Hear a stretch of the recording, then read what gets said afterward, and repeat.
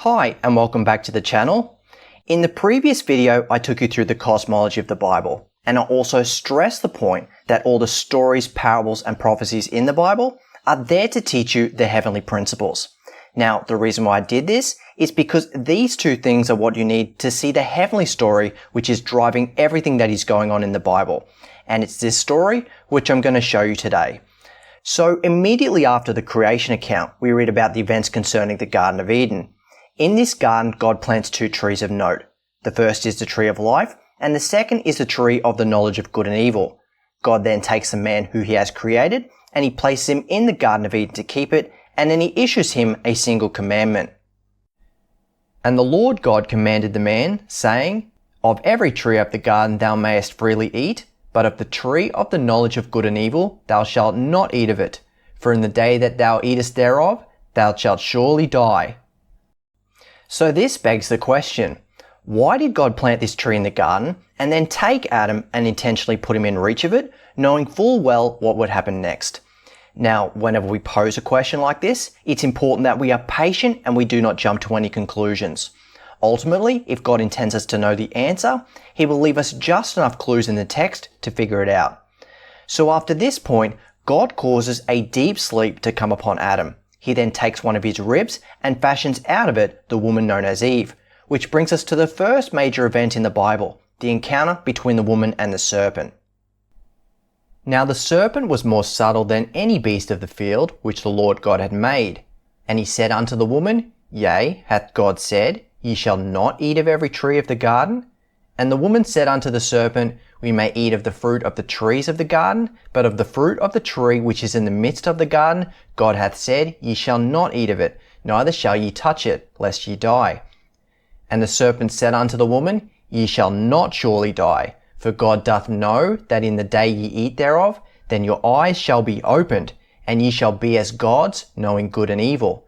And when the woman saw that the tree was good for food, and that it was pleasant to the eyes, and a tree to be desired to make one wise, she took of the fruit thereof, and did eat, and gave also unto her husband with her, and he did eat.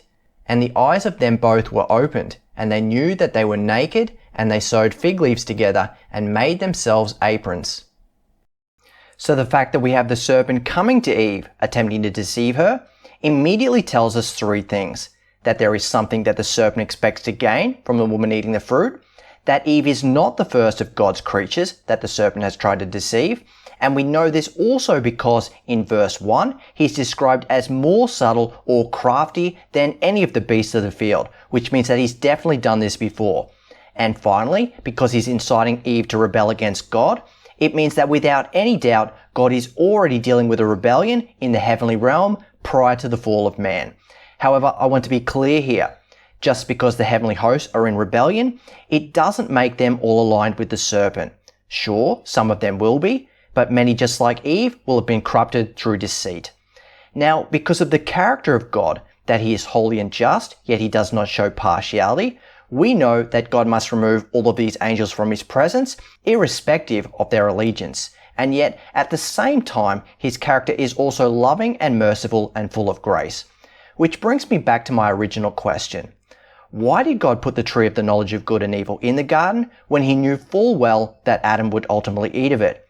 Now, if we scroll down to verse 21 and we pay careful attention to what God says and does next, not only does God hint at the answer, but he also outlines some of the problems that he's dealing with the heavenly host. Unto Adam also and to his wife did the Lord God make coats of skins and clothed them. And the Lord God said, Behold, the man is become as one of us, to know good and evil. And now, lest he put forth his hand, and take also of the tree of life, and eat, and live forever. Therefore the Lord God sent him forth from the Garden of Eden, to till the ground from whence he was taken. So he drove out the man, and he placed at the east of the Garden of Eden cherubims, and a flaming sword which turned every way, to keep the way of the tree of life. The first thing that I want to point out here is that the us that God is referring to is the heavenly host. And by this, we now know the nature of the problem. Not only do the heavenly host know good and evil, but they also live forever, meaning that their rebellion, as well as their separation from God, is also potentially forever. The next thing to note is that God intentionally sacrifices an animal to clothe man before driving him out of the garden, and the later he does specifically to separate man from the tree of life. Now, at the start of this video, I mentioned that you need two things in order to have the eyes to see this story. The first is the cosmology, and the second is the understanding that every story contained in the Bible is a physical example of a heavenly principle. So when we read here that God sacrificed an animal to cover up the shame of man, he's showing us exactly what he's going to do to his heavenly host. And by this, we now know why the tree was in the garden. From the moment that Adam and Eve ate of the fruit and their eyes were opened and they became like the angels, knowing good and evil, it also gave God the means to efficiently resolve the rebellion through the flesh of man, meaning that he can now take any of his corrupted heavenly hosts, strip them of their immortality, and then clothe them in the flesh of man.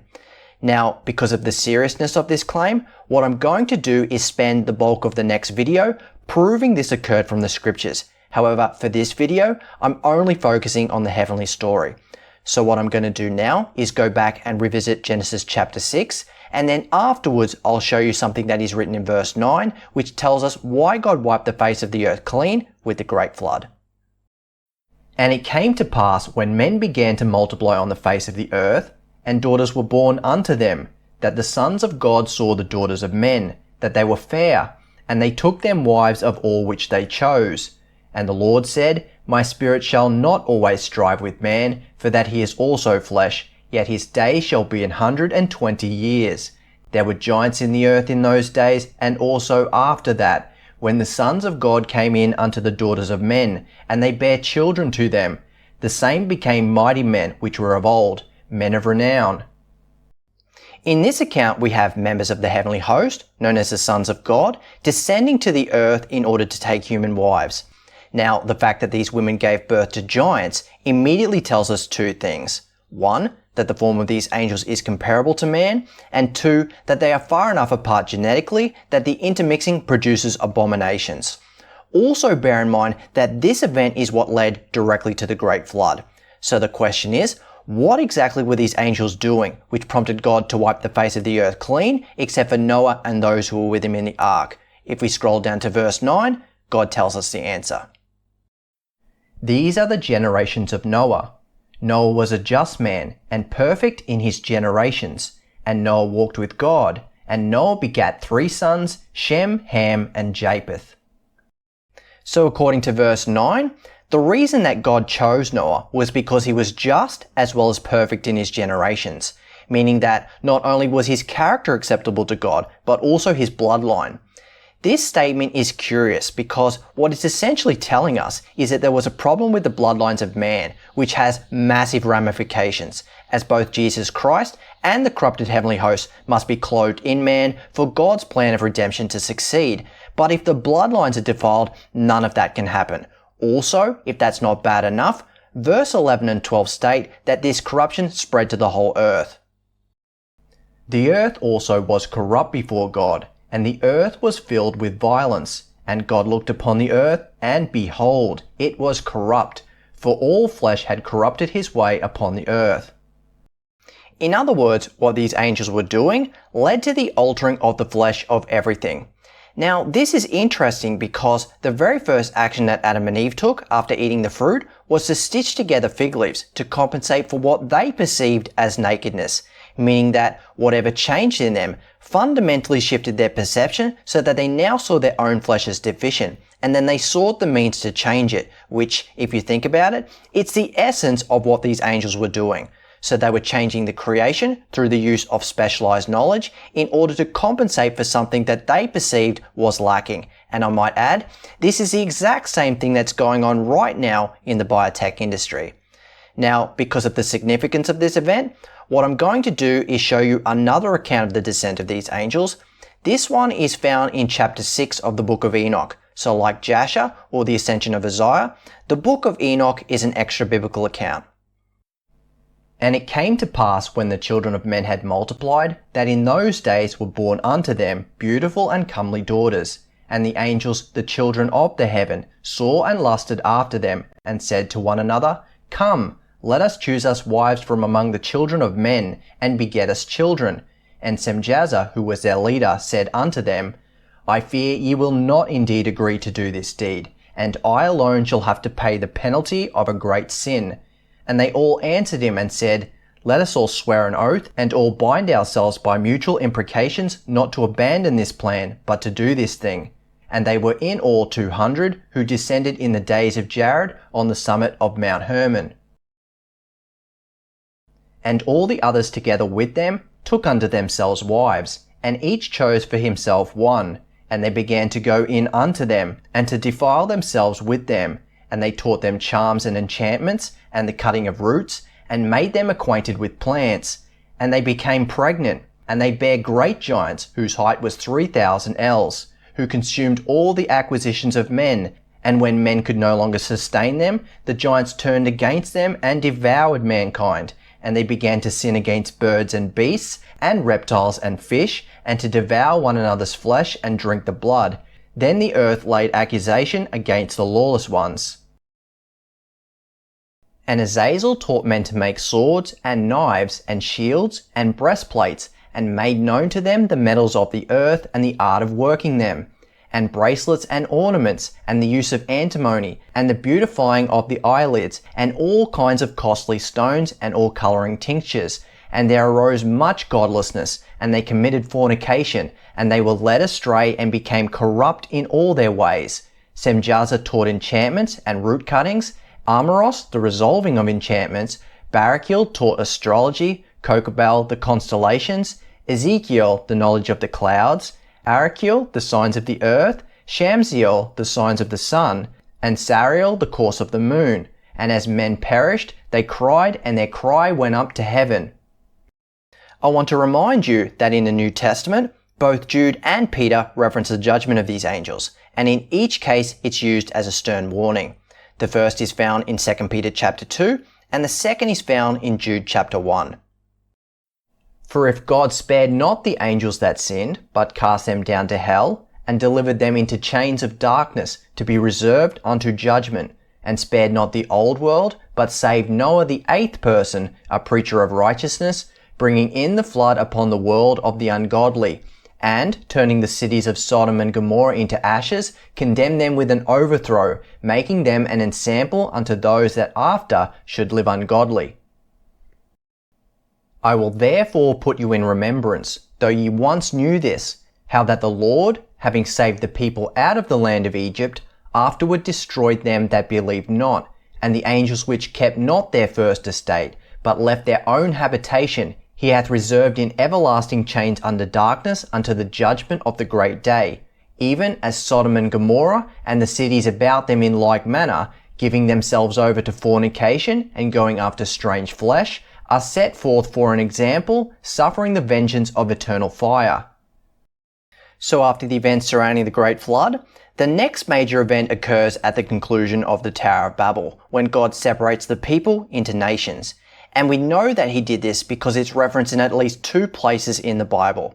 The first is a small reference in the list of the generations of Noah, and the second is found in the Song of Moses. And unto Eber were born 2 sons. The name of one was Peleg, for in his days was the earth divided, and his brother's name was Joktan. Now before I read through the Song of Moses, I want to point out that this song is the same song which is sung in Revelation 15 by those who have the victory over the beast, his image, his mark, and the number of his name. This is important because when Moses is given this song, it's just prior to the Israelites entering the promised land, which is the same as it is in the book of Revelation. Give ear, O ye heavens, and I will speak, and hear, O earth, the words of my mouth. My doctrine shall drop as the rain, my speech shall distill as the dew, as the small rain upon the tender herb, and as the showers upon the grass. Because I will publish the name of the Lord, ascribe ye greatness unto our God. He is the rock, his work is perfect, for all his ways are judgment, a God of truth and without iniquity, just and right is he. They have corrupted themselves, their spot is not the spot of his children. They are a perverse and crooked generation. Do ye thus requite the Lord, O foolish people and unwise? Is not he thy father that hath bought thee? Hath he not made thee and established thee? Remember the days of old. Consider the years of many generations. Ask thy father, and he will shew thee, thy elders, and they will tell thee. When the Most High divided to the nations their inheritance, when he separated the sons of Adam, he set the bounds of the people according to the number of the children of Israel. For the Lord's portion is his people. Jacob is the lot of his inheritance. Now this statement, according to the number of the children of Israel, stands out like a sore thumb. The reason being is that the time period that Moses is referring to here is well before Jacob and the 12 tribes of Israel even existed. So whenever I encounter a problem like this, what I like to do is see how the verse appears in other translations. So this is Bible Hub's comparison of Deuteronomy 32 verse 8. And as you can see here, the NIV has it listed as the sons of Israel, the NLT as his heavenly court, the ESV as the sons of God, the BSB as the sons of God, and the NASB as the sons of Israel. So now let's take a look at the Hebrew. And the word is Yisrael, and if I click on the Strong's number, it means Yisrael, God strives, another name of Jacob and his descendants. Now this statement is really interesting because God intentionally changes Jacob's name to Israel after he wrestles with him in Genesis 32. Why? Because the earthly principle is a shadow of the heavenly principle. And just as Jacob struggled with God and with men and prevailed, so do his corrupted heavenly hosts struggle with him and with man and prevail. And so when you see this name Israel, the name itself is a reference to those who are his, whether they be earthly or heavenly. And by extension, when you see something pertaining to Israel, it's also a shadow of what occurred to his people in the heavenly realm. So if we take this understanding and we plug it into Deuteronomy 32 verse 8, what the passage is actually telling us is that God separated the people into nations at the conclusion of the Tower of Babel, and then he gave them over to the sons of God as their inheritance, with the exception of Jacob, which he kept for himself. However, even this statement is curious because in the New Testament, when Jesus is tempted in the wilderness, it's made very clear that Satan at that point is in charge of the nations, which means that something had to have happened to these angels to cause them to lose their inheritance. Now, because this event is also connected to the proof that many of the corrupted heavenly hosts were clothed in man, what I'm going to do is stop the video here and then show you what happened to them in the next video. So until next time, thanks for watching.